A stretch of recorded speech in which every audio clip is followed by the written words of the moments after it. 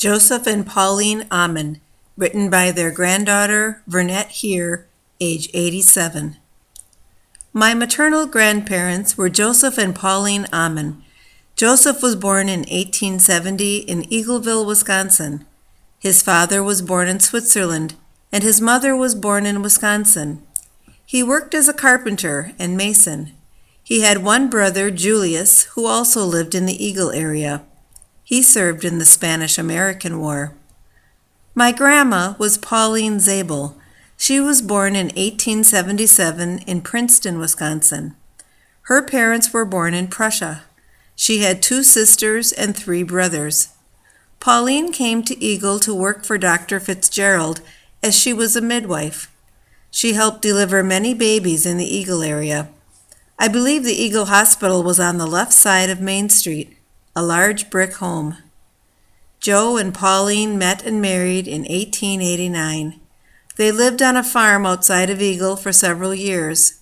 They had 4 children, my mother, Mildred, Harold, Everett, and Luella. The family moved to the village of Eagle and had a home on the back street just down on the left-hand side of Eagle from Mealy's funeral home. They lived in this home the rest of their lives. My grandpa, whom we called Poppy, loved to make items out of cement. He would trim them with polished stones or broken glass. He made lamps and bird baths and many other things. My grandma loved to crochet. She made lovely lace tablecloths and doilies. She also did embroidery. We all had beautiful gifts every Christmas. I still have several of these things, and I treasure each and every one. The children all attended school in Eagle and went on to make their own lives. Millie married Virgil McGill. They were neighbor sweethearts. Harold married Florence Mason, and for many years they owned the Silver Arrow on Highway 12 in LaGrange. Everett never married. He served several years in World War II. He returned from service and spent the rest of his life in Eagle. Luella married West Hands, and they had one daughter, Virginia. They lived on a farm in the McWanago area. Believe it or not, I only have the one cousin.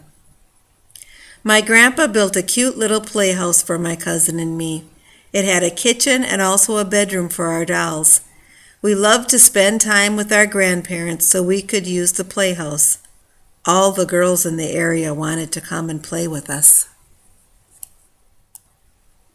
When I was only about 5 years old, my mother would put me on the train in Palmyra with my little suitcase and doll and tell the conductor to be sure I got off in Eagle.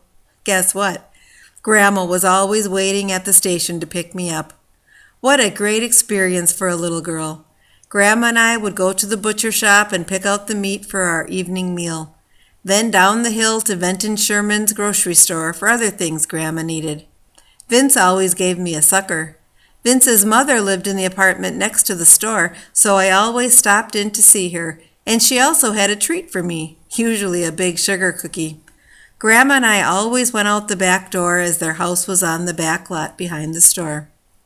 We had many Thanksgiving and Christmas dinners in Eagle.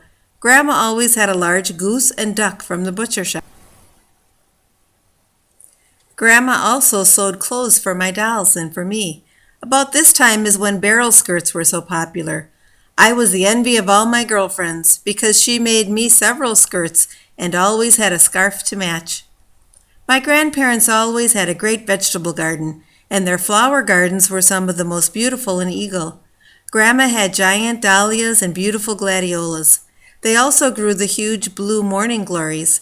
People would always stop and take pictures of the arbor of the morning glories. My grandpa passed away in 1947 at the VA hospital in Milwaukee at the age of 77. Grandma passed away at home in 1959 of a stroke at 82 years old.